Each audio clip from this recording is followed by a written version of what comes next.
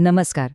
कधीकधी काय होतं ना, की एक छान हसतं-खेळतं घर असतं आणि अचानक तिसऱ्याच व्यक्तीमुळे ते विस्कटायला लागतं. आज आपण याच एका नाजूक विषयावर बोलणार आहोत. म्हणजे जेव्हा एखादी बाहेरची व्यक्ती आपल्या नात्यात विष कालवायला लागते, तेव्हा काय होतं? चला, जरा खोलवर जाऊन बघूया. आणि मग मनात हा प्रश्न येतोच येतो. अरे, संसार माझा आहे, मग तो दुसऱ्या कुणाच्या तरी सूचनांवर का चालावा? खरंय ना? नातं आपलं, घर आपलं, पण निर्णय घेणारं कुणीतरी तिसरंच. ही भावना किती त्रासदायक असते. आणि खरं तर आपल्या आजच्या चर्चेचं सगळं सार याच एका प्रश्नात आहे. तर मग हा जो हस्तक्षेप आहे, जो एका अदृश्य शत्रूसारखा काम करतो, तो नेमका असतो तरी काय? म्हणजे नक्की कशाला म्हणायचा हस्तक्षेप? त्याला ओळखायचं कसं? चला, आधी तेच समजून घेऊया. बघा, याची पहिली पायरी म्हणजे कुणाच्या तरी आयुष्यात गरजेपेक्षा जास्तच लक्ष घालणं. ही काही साधी चौकशी नाहीये की कसं काय चाललंय. नाही, हे म्हणजे जणू काही पाळतच ठेवलीये. प्रत्येक लहान-सहान गोष्टीवर बारीक नजर. आता पुढचा टप्पा बघा. इथे गोष्ट फक्त लक्ष ठेवण्यापुरती राहत नाही. आता ही हस्तक्षेप करणारी व्यक्ती समोरच्याच्या आयुष्यातल्या गोष्टी बळजबरीने स्वतःच्या ताब्यात घ्यायचा प्रयत्न करते. हे असं नाही, तसं कर, असं हट्टच धरते. म्हणजे आता थेट नियंत्रण मिळवण्याचा खेळ सुरू होतो. आणि तिसरा प्रकार तर अगदीच थेट आहे. म्हणजे जिथे दोन माणसं आपापसात काहीतरी महत्त्वाचं बोलत आहेत आणि तिथे तिसऱ्याची काहीही गरज नाहीये, तरीही मुद्दाम जाऊन मध्ये तोंड घालणं. ही तर सरळ घुसखोरीच झाली ना? या लोकांची काम करायची पद्धत एकदम साधी आहे, पण तितकीच भयानक. काय करतात ते? आधी विश्वास जिंकतात, सहानुभूती दाखवतात, रडायला खांदा देतात आणि मग मग एकदा का सगळी माहिती हातात आली, की त्याच माहितीचा वापर करून सगळं काही उद्ध्वस्त करून टाकतात. आणि हे सगळं इतक्या हुशारीने केलं जातं, की साध्या माणसाच्या ते लक्षात सुद्धा येत नाही. चला तर मग, आता आपण या लोकांची कार्यपद्धतीच उघडी पाडूया. बघूया त्या महत्वाच्या पायऱ्या, ज्या वापरून एखाद्याला अक्षरशः कठपुतळी बनवलं जातं. बघा, पहिला टप्पा असतो विश्वास जिंकण्याचा. सुरुवात होते अतिकौतुकाने. उगाचच आपलं कौतुक केलं जातं, मग सहानुभूती दाखवून एक भावनिक नातं तयार केलं जातं. इतकंच नाही, तर ते स्वतःच्या दुःखाच्या गोष्टी सांगतात, जेणेकरून आपल्याला वाटावं की अरे वा, ही व्यक्ती किती आपली आहे. आणि मग मग हळूच प्रश्न विचारून आपल्या पोटातल्या सगळ्या गोष्टी काढून घेतल्या जातात. आता एकदा का सगळी माहिती मिळाली, की सुरू होतो दुसरा टप्पा, नियंत्रणाचा. आता त्यांना हवा असतो आपल्या आयुष्याचा रिमोट कंट्रोल.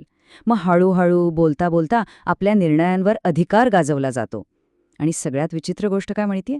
जर नवरा बायको त्यांच्याशिवाय खुश असतील ना, तर यांना ते अजिबात बघवत नाही. यांचा उद्देश नातं तोडणं नसतं, तर त्या दोघांनी एकत्र आनंदाने जगू नये एवढाच असतो. किती विचित्र आहे हे.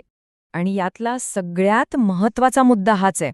हे लक्षात घ्या, ही माणसं मार्गदर्शन नाही करत, ते सल्ला देत नाहीत, ते थेट इन्स्ट्रक्शन्स देतात, सूचना. जसं काय आपण त्यांचे नोकर आहोत. आणि हीच हीच ती धोक्याची घंटा आहे, जी आपल्याला ओळखता आली पाहिजे. बरं, हे सगळं कसं होतं ते तर आता आपल्या लक्षात आलंय. पण मग प्रश्न हा उरतो की लोकं असं का करतात? काय मिळतं त्यांना दुसऱ्याच्या सुखी संसारात आग लावून? त्यांच्या डोक्यात नेमकं काय चाललेलं असतं? चला, आता हे समजून घेऊ. ह्यामागे ना साधारणपणे 4 मुख्य कारणं दिसतात. पहिलं म्हणजे निव्वळ जळफळाट. दुसरं, दुसऱ्याला त्रास देताना मिळणारा एक आसुरी आनंद. तिसरं म्हणजे प्रत्येक गोष्टीवर आपलंच नियंत्रण असावं, ही एक प्रकारची विकृती. आणि चौथं म्हणजे मी सांगेन तसंच झालं पाहिजे, हा एक आडमुठा स्वभाव. आणि हा जो जळफळाट आहे ना, तो ह्या एका वाक्यात अगदी स्पष्ट दिसतो. मला मिळालं नाही म्हणून हे दुसऱ्या कोणाला इतक्या सहजपणे मिळतंय हे मी बघूच शकत नाही. म्हणजे बघा, माझ्या नशिबात सुख नाही तर ते दुसऱ्यालाही मिळायला नको, ही जी एक विकृत भावना आहे तीच या सगळ्याच्या मुळाशी असू शकते. आपल्याला अनेकदा काय वाटतं की अशी व्यक्ती स्वतःच्या आयुष्यात खूप दुःखी असेल म्हणून असं वागत असेल. पण गंमत अशी आहे की खरं तर तसं नसतं. अनेकदा स्वतःच्या आयुष्यात सगळं काही ठीकठाक असूनही दुसऱ्याचं सुख बघून त्यांचं घर खराब करण्यात यांना एक वेगळाच आसुरी आनंद मिळतो. मग यांची अंतिम इच्छा काय असते? तर त्यांना माणसाची चावी हवी असते. कल्पना करा, जसं आपण एखाद्या खेळण्याला चावी दिली की ते आपल्या मनाप्रमाणे नाचतं, तसंच माणसांना आपल्या इशाऱ्यावर नाचवायचं असतं. सगळा खेळ हा नियंत्रणाचा आहे. आणि मग या नाटकाचा दुसरा अंक सुरू होतो. हा अंक तेव्हा सुरू होतो जेव्हा हस्तक्षेप करणाऱ्या व्यक्तीला कळतं की अरे, आपला खरा चेहरा आता ओळखला गेला आहे. आणि मग काय? जेव्हा यांची सगळी हुशारी पकडली जाते तेव्हा हे एक शेवटचा डाव खेळतात. ते विक्टिम कार्ड खेळतात. म्हणजे स्वतःलाच पीडित, बिचारे म्हणून दाखवायला लागतात. अगदी चोरच उलटून पोलिसाला ओरडतो तसाच काहीसा हा प्रकार असतो. इतकंच नाही तर ते स्वतःच्याच जोडीदाराला पुढे करतात आणि म्हणतात की अहो, माझं तर घरात काहीच चालत नाही, खरी बिचारी तर मीच आहे.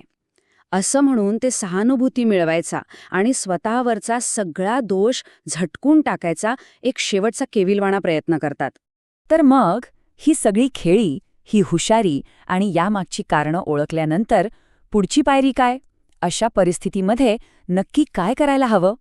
हा एक खूप महत्वाचा आणि विचार करायला लावणारा प्रश्न आहे, नाही का?